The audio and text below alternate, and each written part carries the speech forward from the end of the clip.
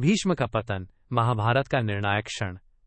नमस्कार दोस्तों, स्वागत है आपका हमारे पॉडकास्ट महाभारत कालजयी कहानियां बच्चों और बड़ों के लिए के इस विशेष अध्याय में। आज हम बात करेंगे महाभारत युद्ध के एक बहुत ही महत्वपूर्ण चरण की, जिसे हम कहेंगे भीष्म का पतन। ये कहानी है उस दिन की जब कुरुक्षेत्र के रणभूमि में महान योद्धा भीष्म पितामह का युद्ध से संन्यास लेने का क्षण आया। तो चलिए पहले जानते हैं हमारे मुख्य पात्रों के बारे में। भीष्म, जिन्हें पितामह भी कहा जाता है, वे थे हस्तिनापुर के सच्चे रक्षक।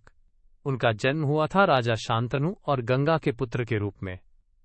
भीष्म का नाम ही उनके संकल्प की गवाही देता है, क्योंकि उन्होंने अपने पिता के लिए जीवन में एक ऐसा वचन दिया था जिसे पूरा करने के लिए वे अपने स्वर्गीय सुखों को भी त्याग दिए। युद्ध के मैदान में वे एक अजेय योद्धा थे, जिनकी तलवार से महाभारत का कोई भी योद्धा बच नहीं पाया था।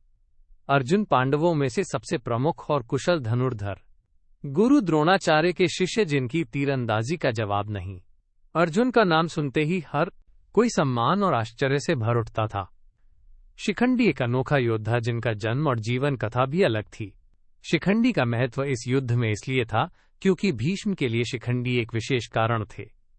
अब बात करते हैं उस समय की जब महाभारत का युद्ध 10वें दिन में प्रवेश कर चुका था।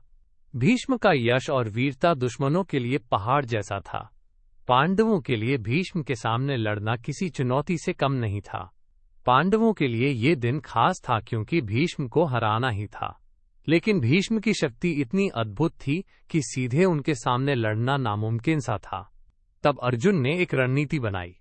वे जानते थे कि भीष्म की एक कमजोरी है, शिखंडी, क्योंकि शिखंडी का पूर्व जन्म स्त्री रूप में था और भीष्म ने शिखंडी से युद्ध नहीं करने का वचन दिया था।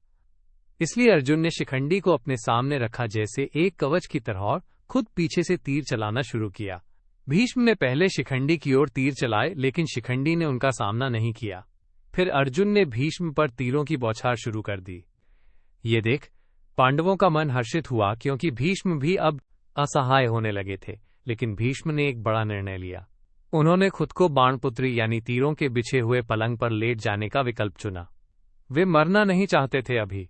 उनका उद्देश्य था कि वे इस युद्ध का अंत न देखकर भी अपनी बुद्धि और शिक्षाएं पांडवों को देना चाहते थे। भीष्म का ये निर्णय दर्शाता है कि महानता कभी जल्दी में नहीं दिखती। उन्होंने अपनी जिम्मेदारी पूरी की, अपना कर्तव्य निभाए, पर ज्ञान और अनुभव को समय के साथ बांटने की इच्छा भी रखी। ये हमें सिखाता है कि कभी कभी जीत या हार से बड़ा होता है धैर्य और समझदारी से फैसले लेना। भीष्म का बाणों से भरा पलंग, उनकी स्थिरता और अर्जुन की सूझबूझ, ये सब हमें ये भी सिखाते हैं कि जीवन में सही वक्त का इंतजार करना भी एक कला है। ठीक उसी तरह जैसे कोई किसान अपनी फसल को सही समय पर काटता है, जल्दी न देर। तो दोस्तों, इस तरह भीष्म का पतन हुआ, मगर उनकी कथा समाप्त नहीं हुई। वे अभी भी जीवित थे, ज्ञान के खजाने के रूप में, जो आगे चलकर पांडवों को मार्गदर्शन देते रहे। इस कहानी से हमें मिलता है एक गहरा संदेश, कभी कभी सबसे बड़ा योद्धा वो नहीं जो तुरंत जीतता है, बल्कि वो होता है जो अपने समय को समझता है, अपने कर्तव्यों को पूरा करता है और अपने ज्ञान को सही समय पर बांटता है। आशा है आपको ये कहानी पसंद आई होगी।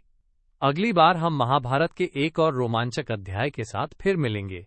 तब तक के लिए ध्यान रखें, सीखते रहें और कहानियों में खोए रहें। धन्यवाद।